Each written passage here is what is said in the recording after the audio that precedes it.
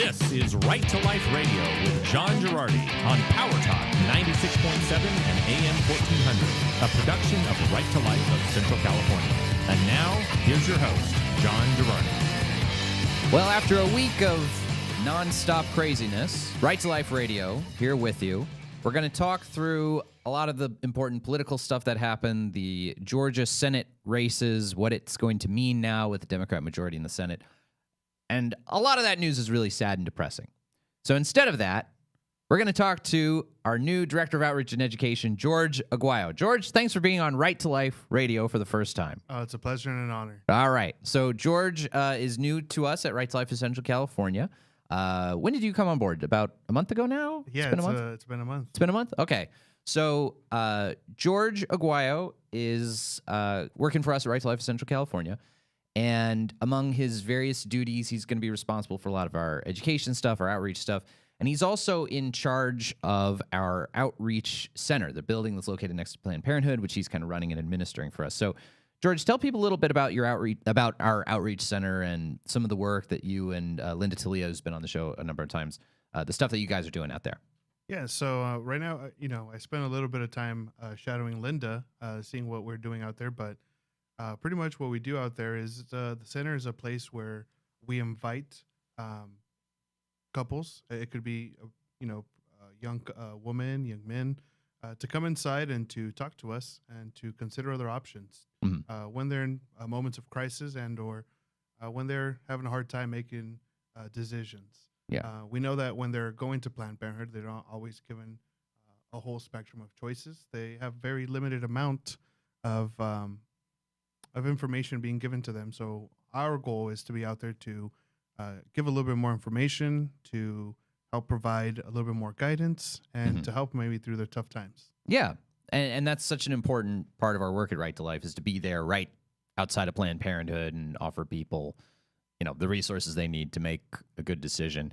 Have you had any specific examples or stories of different kinds of people that you've obviously keeping people anonymous and all that, but have you had any specific examples of stuff that's gone on there that's been kind of cool to see?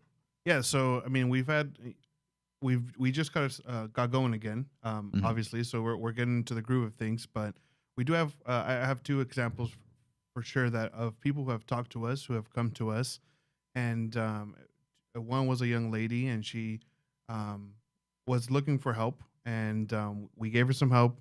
She definitely drove away that day with our contact information, and we were able to at least help her with a couple of other resources.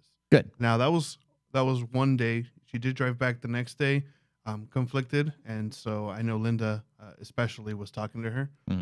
But it was one of those times where we at least felt we were making a difference that day. Yeah. And it's, sort of maybe talk a little bit about just sort of the day-to-day out there. It's not just, obviously there are certain individuals that you get the opportunity to really talk with and have a good conversation with, but we're also passing out literature and information to lots and lots of other people beyond that. Yeah. So when we're out there, we get out there, we put up our signs in hope that one of our signs will attract at least the eye of somebody coming in. And when they're coming in, we greet them, and we try to specifically get a conversation started where it leads into them having a conversation. We don't want to just say, hey, we have literature, take our literature. Our conversations are more of like, hey, how can we help you today? You want to talk? Do you have time to talk? And trying to get a conversation started, because we truly believe that our literature is super helpful, has a lot of information.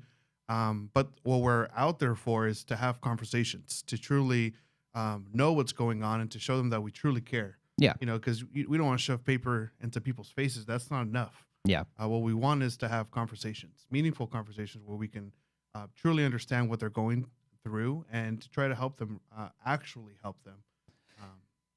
Yeah. So, and it's also an important thing because, we've gotten more and more testimony, even from Planned Parenthood itself, that when there are pro-life people outside of a clinic, their no-show rates for abortions go up drastically. So it's not just a thing of sort of like, obviously there's some cases where maybe you can know, like this person was coming in, they talked to us instead, they drove away. But beyond that, like it seems like there are a lot of cases where we don't even realize the effect that we have. Yeah. I know there's been at least 2 circumstances in which we've been able to, wave a sign at somebody waiting in a car, and the person will come out and talk to us. I have 2 instances, for example, recently where it was a mom, and she's like, "What do you mean they do abortions here?" And it's like, yeah, no, that is such a weird thing that you guys tell us, is that a lot of people who are going to Planned Parenthood, obviously not everyone who's going into Planned Parenthood is going in for abortion. A lot of people are going in for contraception, for whatever. But just the number of people who don't even realize that that's a thing Planned Parenthood does. Yeah, like it's astonishing. And it's just pretty neat to be able to tell them, like, hey, no, like this is what they do here. These are the services they provide. We have a list of other clinics that we can refer you to that provide those same services without having to provide abortion. Right. And they're just like, I didn't even know like this place provided abortions. And another one was a coworker. She's like, I'm just here. My friend asked me to come support her. It's like, but they do abortions here, and I'm like, yeah. And she's like, we don't know what happens, of course. Sure. But she started texting away and was like, oh, thank you for the information. And soon after, the friend came out and was kind of embarrassed, I think, that she didn't. Mm-hmm. It's not our duty to to unmask people per se, but sure, definitely we provide education, and I think that's one helpful way. It's just letting people know, like, this is what happens here, and this is why we're here, and this is how we can help. Now, obviously, with COVID, it's sort of impacted a lot of what we're sort of able to do with the outreach center. Obviously, we can't have a gazillion volunteers in there. We can't have totally crowded streets in front of Planned Parenthood.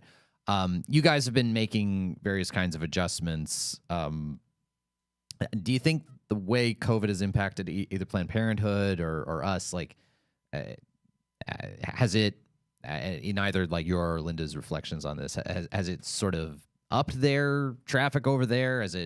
What are ways that it's sort of impacted our work? What I would like to say is, for us, I mean, we take precautions with our volunteers and just ensuring that, we're not all hanging out in the same place. Yeah. We haven't had that many volunteers go out there. We do have our regulars who come out and they hold up their signs with us and they pray in solidarity with what we try to do out there. And we appreciate them, but they're all very careful. They're all wearing their mask, and they all try to do their part. But we're not inviting you said, we're not inviting buses. Yeah, exactly. To be out there. Exactly. So yeah. We are being precautious, of course. Yeah. Planned Parenthood itself, I mean, we know they're asking people to wear a mask, but I mean, it's kind of hard to speak for them, of course, but we see a lot of people going in. So I know it's kind of hard to get in to see your relatives. Yeah. But they go in 2 by 2. Oh, really? So maybe they're not quite as have some suspicions about whether they're super rigorously following the rules in there. And yeah. And we see less people. I would say traffic's down a little bit, but well, you did see one story we talked about was with the PPP loans, the business loans for people, which a lot of businesses looked for. Congress tried to structure it so Planned Parenthood couldn't apply, and yet somehow a whole bunch of Planned Parenthood clinics got PPP loans. So I know a lot of them have been financially hurting, in spite of the fact that, like, California insisted that they all remain open throughout the entirety of coronavirus. Like, even when every business was shut down, they were still open. Yeah, I think I know they're obviously operating. We're out there and we see the traffic. Yeah. I can't say if it's more or less. But what I do know is I see them offer some services. Like, I see cars pull up and they'll walk up to the window and give, paper bags. We don't know what's in there, but I think that's one of the adjustments they're making. Try to, facilitate, like, not having as many people come through the facility is one of the ways I think they're trying to really. It's changing. Yeah, they're trying to change. They have to change it up, I think, just like anybody else. Yeah. And it is, I guess one of the things that I'm sure our listeners are curious about. Do you get a sense of the people that you're interacting with? Like, is it, are there a lot of people coming in for whether it's medication abortions? I mean, how much is abortion sort of driving the traffic? Obviously, you don't get to talk to every single person. Yeah. But is it a pretty significant percentage of the people coming in? Or So I know Linda does a way better job at this, and her conversation is a little bit more, and she's like out there and she'll like ask. Yeah, she's very direct. Yeah. And they'll say like, "Oh, we're not here for abortions. We're not here for abortions. We're here for birth control." Right. And which is an opportunity for us to to refer to other clinics who do the same thing. But there are a couple who I want to say there's still a lot of medical abortions going on there. Yeah. And there's been a couple of like I want to say 3 days at least where we for sure we saw a parking lot full of guys waiting there for their significant others to come out, and the girls look, you could tell when it's more. We can only pray. Yeah, when we pray it's not a surgical abortion, but we believe some of those times that they are. Yeah, and it's it's one of the things I worry about is, so with the Biden administration coming in, one of the things that's likely to happen is that the FDA is likely to sort of deregulate medication abortion so that you don't have to, usually with medication abortion, you have to take the first dose, the first pill in the clinic. And if they deregulate it, then you'll just be able to take it home. It does make me really worry that, or Amazon pharmacy, or exactly, yeah. If you have telemedicine, I mean, you could just have it shipped to your door like an Amazon Prime package. Yep. Yeah. And I guess that's sort of my wonder is like, I wonder how much of a difficulty it is.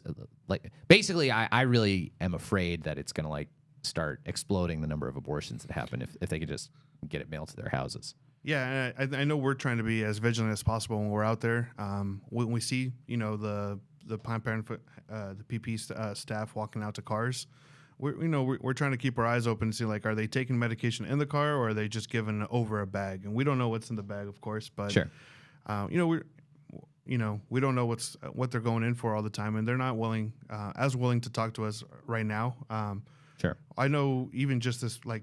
We were there Monday, Wednesday, and today, and I mean, it's the political atmosphere is really right charging everybody up. So yeah, today was a little bit unpleasant out there, but we do our best. And oh, was it really? Oh, you had some counter protesters? Not counter protesters, but we were talking to a couple people. Just hey, good morning. Can we get some information? And I know a couple people told you to F off. Or, yeah, with their fingers. Oh, okay.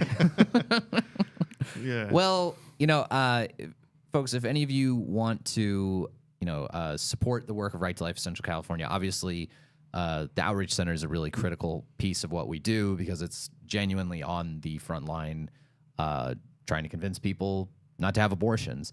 If you want to support the work that we're doing, you can get in touch with us, info@rtlcc.org. You can call us at 229-2229. Or you can go to rtlcc.org and, hey, make a contribution, help support what we're doing. Last thing, George. So we've got 40 Days for Life coming up in the spring. It starts on Ash Wednesday, which I think is February 17th or something. Yes, February 17th. Yeah. So obviously we're encouraging people maybe to come more in groups to sort of get in groups of people together. Where can people maybe get a hold of you to reach out to how they can participate in 40 days? So if you go online on 40 Days for Life website, like you can find us there. We've already signed up there, so you can reach us through there. Or if you go to rtlcc.org, then you can reach us on the. We'll have a landing page there for 40 Days for Life, and that'll have all of our contact information where you can email us or call the office. And you'll be able to get a hold of us to make sure we can schedule you. And again, because of the precautions we're taking, we do want to schedule in groups. So we'd love to, see if we can organize a couple of groups to come out and help us out throughout the days. All right.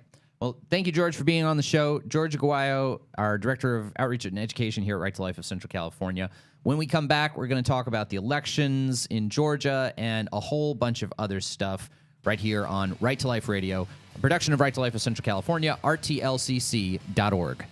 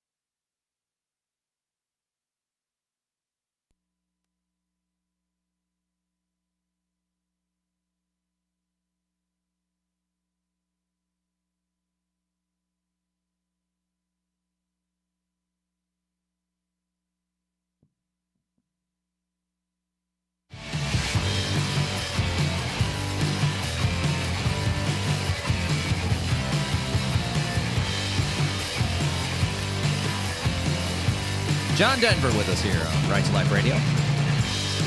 Thank you so much for listening. Thank God I'm a country boy. All right, now that John Denver's done, and I'm always unsettled by that one John Denver album cover where he's just not wearing a shirt, but he is wearing those creepy glasses. I don't know. Anyway, that's just me. All right, I want to talk about some of the political stuff that's been happening this week. I'm not going to go into too much depth about the craziness that happened at the Capitol on Wednesday, which was horrible and terrible. And it really makes me feel terrible for our country that happened. And I really hope this kind of lawlessness just gets out of the American political system from whichever corner it's coming from. And Anyway, it was incredibly frustrating. Today, though, we're going to focus more on the elections in Georgia and what's going to result from them. Two senators who consistently, while I'm not going to say that those two Republican senators were the greatest statesman and stateswoman of our time, David Perdue and Kelly Loeffler, they were at the very least relatively reliable pro-life votes in the Senate and would vote the right way on most stuff the vast majority of the time. They have been replaced by two very pro-choice senators, John Ossoff and Raphael Warnock. Raphael Warnock is himself actually a Christian minister who is also extremely pro-choice and has been very aggressive in promoting that mindset. In fact, I think Jonathan and I actually did a radio show about that notion. Jonathan can't make it right now, by the way. He's in a plane circling. He was in a plane for an hour circling Fresno trying to land, but there was too much fog, so he couldn't do it. Anyway, so what does it mean, though? So the Senate is now 50-50. It is an exactly evenly divided Senate because the Republicans lost both of those races. As a result, once Mr. Biden is sworn in on January 20th, it means that Kamala Harris, as vice president, the vice president is technically the president of the Senate. That's one of the roles of the vice president. And the vice president has the role of breaking ties in the Senate. If you have a 50-50 tie in the Senate, how do you resolve it? Well, the vice president comes in and casts the tie-breaking vote. So this means that Democrats will have the majority, and Chuck Schumer will be the majority leader. So what does this mean? We can talk. I'm going to spend this segment talking about what's not going to happen, the worst case scenario, which I don't think is going to happen. But I'm going to spend more time in the next segment talking about the very bad stuff that is going to happen. So here are the worst case scenario things that are not going to happen. I still don't think that the Senate is going to abolish the filibuster and then pack the Supreme Court. All right. So let's remember what the filibuster is. In the Senate, technically, debate can go on forever about any piece of legislation. The way you end debate on most things in the Senate is by invoking what's called cloture. The cloture, C-L-O-T-U-R-E, the closing or cloture of debate. And you need 60 votes to end debate on a topic. So effectively what that means is that to advance most pieces of legislation in the Senate, you actually need 60 votes, not just 50 plus one. And this process, the filibuster process, is often used by the party that's in the minority to stop some of the most aggressive stuff that the majority party wants to do. And what the Democrats have been talking about, because they knew that if they won the Senate, it would be a narrow victory and Republicans could still filibuster stuff that they wanted to do, they had talked about, let's abolish the filibuster. Any bill only needs 50 plus one votes to advance. I still don't think they can do that. Now, and if they did that, it would be the key to doing a lot of big-time Democrat priorities. And specifically as it relates to abortion, those key things are, one, a national abortion bill, basically to put Roe v. Wade's, the stuff that Roe v. Wade mandates, put it into statute. If you do that, then it makes the country immune to overturning Roe v. Wade. You could overturn Roe v. Wade and absolutely nothing would change anywhere in the country. States still wouldn't be able to outlaw abortion because there would be a federal law on the books. A national abortion law, and also packing the United States Supreme Court. Those are the two things the Democrats would do if they could abolish the filibuster. I still don't think they can do those things. They can't abolish the filibuster because there are, as of right now, at least 2 Democrat senators and possibly 3 who don't want to abolish the filibuster. So they only have 47 votes to abolish the filibuster. They can't do it with only 47 votes. And even beyond that, they've got at least 2 senators who don't want to pack the Supreme Court. Now, I recognize I'm relying on the goodwill of Joe Manchin and Dianne Feinstein, the 2 Democrat senators who don't want to abolish the filibuster in the Senate. And that's shakier ground than I'd like to be on, and I would prefer for Mitch McConnell to be the leader because then it would never even be introduced. But at the very least, I don't think the worst-case scenario is going to happen. Let's talk about in the next segment. Next segment, when we come back, we'll talk about the worst-case scenario, what is going to happen. And I think the worst-case scenario is that the Hyde Amendment is gone. We'll discuss that next, right here on Right to Life Radio, a production of Right to Life of Central California, rtlcc.org.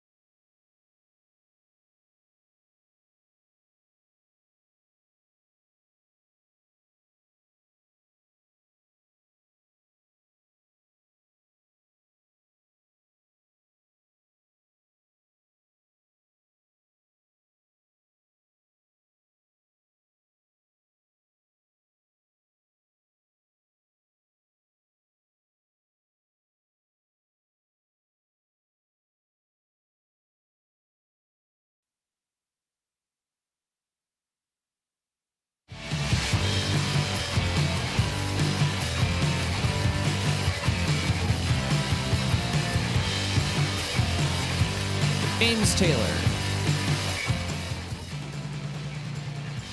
That's James Taylor, if you didn't catch the J there. Right to Life Radio, thank you all so much for tuning in. Well, that's a song about Carolina on my mind, even though it's actually Georgia that's on our mind right now, after the Senate elections in Georgia have given the pro-choice universe, as the clock does not seem to be moving. There we go. The pro-choice universe now has a slight majority in the United States Senate. The Democrats are technically the majority holders in the Senate. It's now going to be a 50-50 split in the Senate with Kamala Harris as the deciding tie-breaking vote. So I talked in the last segment, I don't think the worst-case scenario is going to happen. I don't think the Democrats are going to abolish the filibuster. I don't think they're going to pack the Supreme Court. There are other things outside of the abortion world. I don't think they're going to pass a national abortion law. And there are even other things, other sort of liberal priorities outside of abortion that I just don't think are going to happen. I don't think they're going to pass the Green New Deal by abolishing the filibuster. I don't think they're going to make Puerto Rico and the District of Columbia and Guam into states by abolishing the filibuster, which some people have floated, basically create new states so that Democrats can have more senators. I don't think any of that's going to happen. However, here is one thing that's going to happen. The Hyde Amendment. And this is really important, and it's why the Georgia Senate seats were chiefly so important from a pro-life perspective. Now, just giving my personal John Gerardi opinion, and this is not an endorsement or a statement of opposition against anyone in that race. We're a 501c3, and this is just my own personal view. I thought Kelly Loeffler and David Perdue were highly mediocre candidates. Highly mediocre people, not clearly not exactly the most attractive candidates in the world. I can't remember which one of them, but I think one of them dumped a whole bunch of stock, sold a whole bunch of stock he had. It was either Perdue or Loeffler. Perdue, who's a man, Loeffler, who's a woman. I can't remember which one, but sold a whole bunch of stock they had possession of right after getting a Senate briefing about this new disease that was coming to the United States called coronavirus, and made a whole bunch of money right before the stock market crashed at the start of coronavirus. So anyway, I'm not particularly enthused about either of those people, but they were pretty reliable pro-life votes. And they also supported the Hyde Amendment, both of them. Now, what is the Hyde Amendment? The Hyde Amendment is the most important it's the most important legislative victory that the pro-life movement has ever had. It is a rider that gets attached to the federal budget every year, has been attached to the federal budget every year since 1976. And what it does is it prevents federal dollars from directly funding abortion through various federal healthcare programs. This is chiefly through Medicaid and its various state incarnations. So in California, Medicaid is called Medi-Cal, and it has other catchy names that are state-by-state variants of that.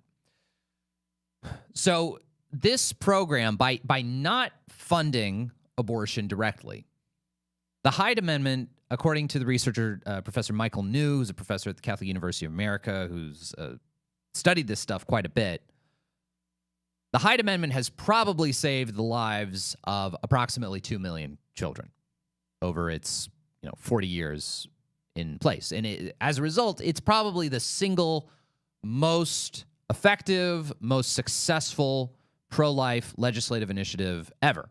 And for years and years and years, it got bipartisan support. People like Senator Joe Biden and Vice President Joe Biden supported the Hyde Amendment every single time they had the opportunity to vote on it. Joe Biden supported the Hyde Amendment for his entire career in the Senate and his entire 8 years as Vice President of the United States.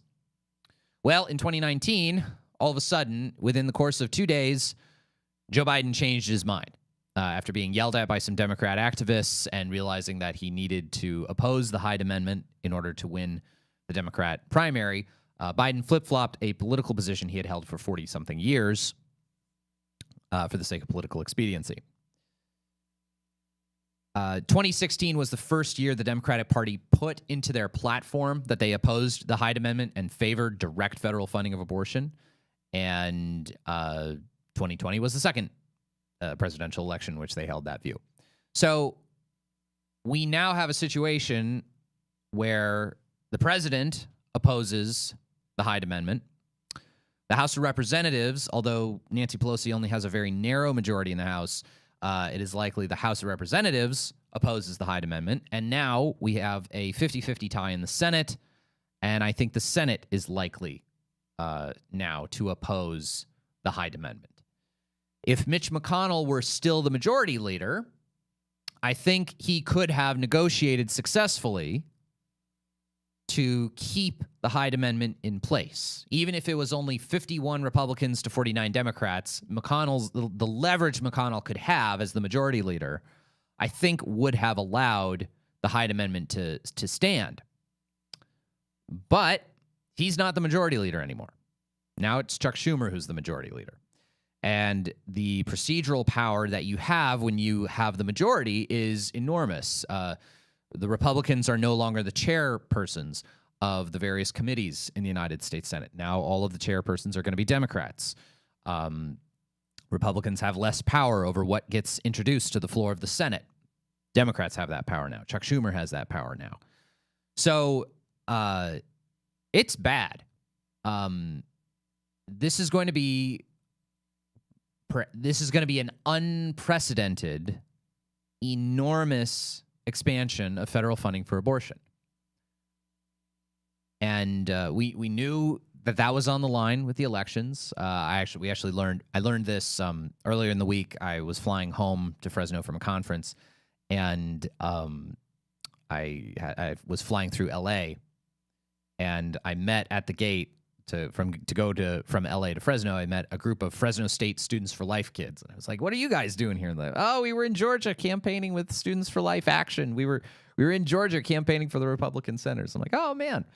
And they were extremely bummed because their senators they had campaigned for both lost. We knew this was on the line. And it's a little frustrating to me to see how so many conservatives didn't really focus on that. How so much of it had to do with, I don't know, charges of like socialism and stuff, which, you know, it's not like socialism. Joe Biden is not a socialist. Anyway, maybe this is getting into John Gerardi show commentary.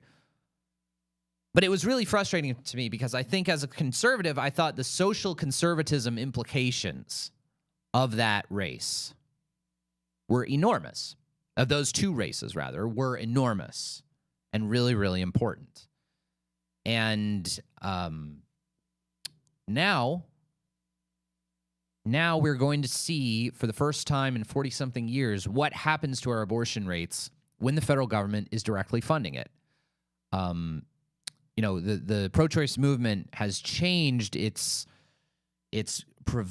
prevailing slogan. Back in the Clinton years, they used to say that they wanted abortion to be safe, legal, and rare. That was the phrase: safe, legal, and rare. Safe, legal, and rare. We want abortion to be safe, legal, and rare.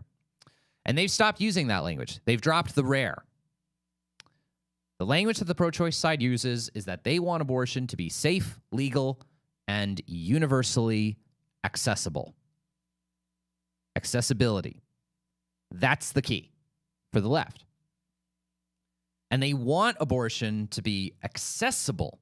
And now, what does that even mean, though? What does that mean? Well, if you can't access abortion for any reason, then that reason needs to be knocked down. If you can't access abortion because you can't afford it, then that means someone else should pay for it for you. And that person winds up being the American taxpayer. If stuff is free, you're more likely to get it. Okay? If you have the American taxpayer paying for it for you, guess what? You're more likely to get the abortion. And knocking down the Hyde Amendment was one of the single biggest goals of the pro-choice left in their effort to make abortion universally accessible. Now, anyone who qualifies for Medicaid can get an abortion paid for by Medicaid. That's what's going to happen. Now, it's already the reality in California because California funds, Medi-Cal funds abortions through a stream of purely California taxpayer dollars. Our state Supreme Court issued this outrageous decision that basically prevented the California legislature in the 70s and 80s from cutting off abortion funding. So California has funded abortion through Medi-Cal for a long, long time. And we can see the disastrous impact in California. Well, it's hard to see it because in California does not report all of its abortion statistics to the FDA, but we do have a lot of statistical data points that indicate to us that the abortion rate in California is probably higher than it is in most states in the United States. And we're going to see. I mean, we know that not funding abortion has a dampening effect on how many abortions are going to take place.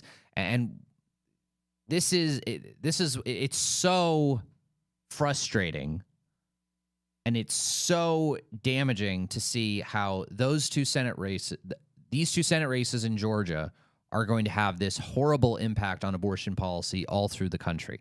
I don't want to overstate it. Like, I think a lot of conservatives took this doomsday approach. If we lose these two Senate seats, it's over. Well, it's not over. The courts, I think, are still going to be okay. As I said in the last segment, the worst things that the Democrats, that the pro-choice wing of the Democrat Party wants to do, they're not going to be able to do.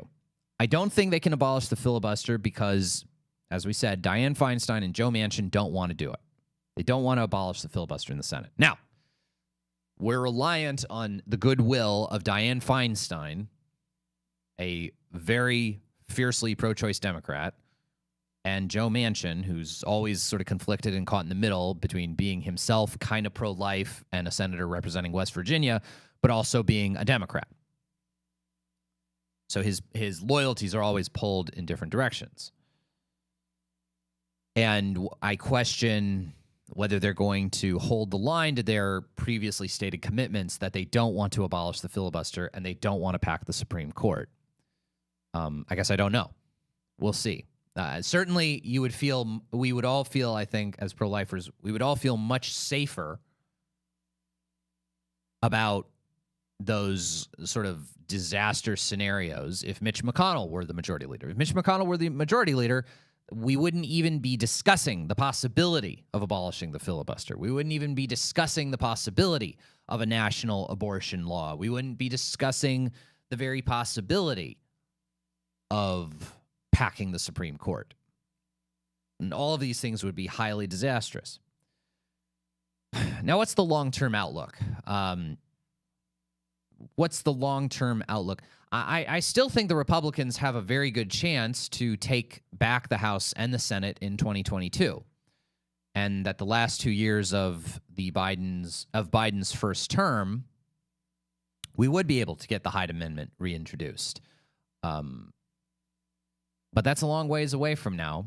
And as we saw this week, there's a lot of political uncertainty right now and a lot of political instability. The stuff that happened this week in Washington, the impact of that, I feel like, is going to be felt for a long time.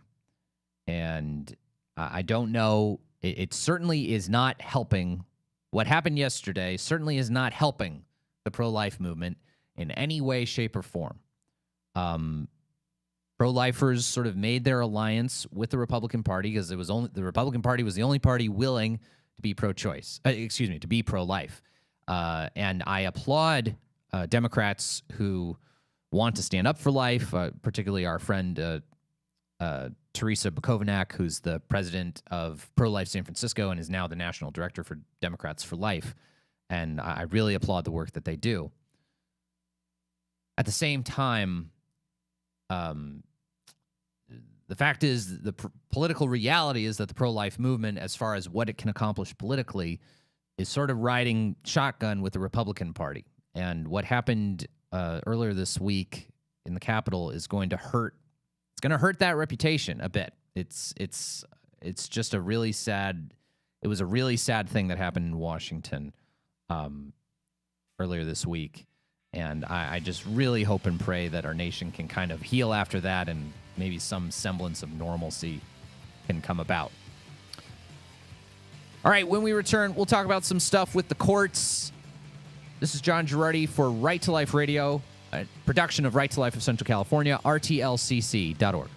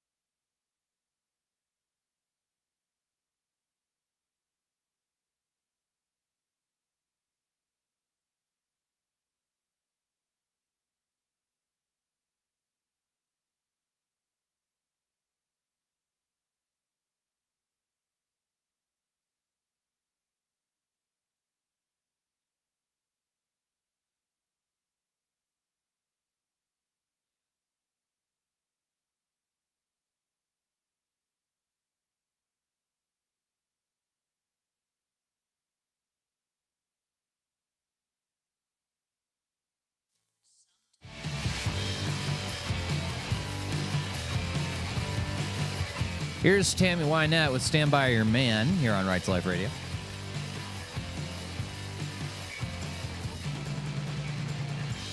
got a video of her singing this, and her hair is unbelievable how tall that thing is. That thing must be reinforced with rebar and concrete and steel beams and about 10 gallons of hairspray.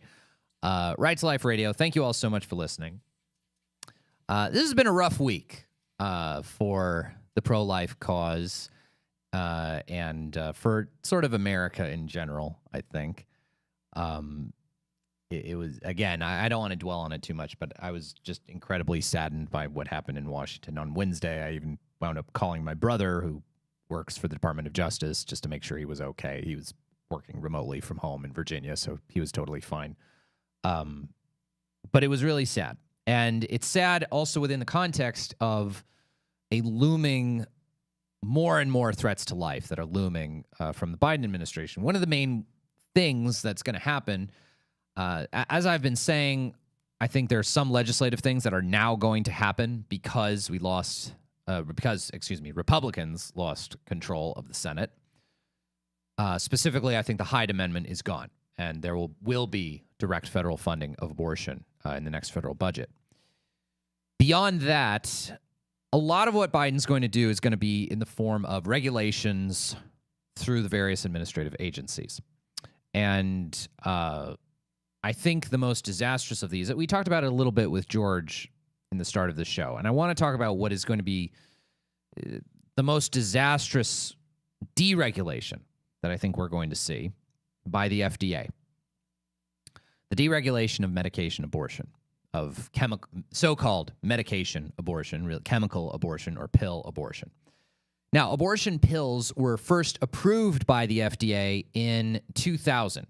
In the waning days of the Clinton administration, they knew George W. Bush was coming in, and they did a rush job to approve the use of RU-486, mifepristone, the abortion pill, what have you.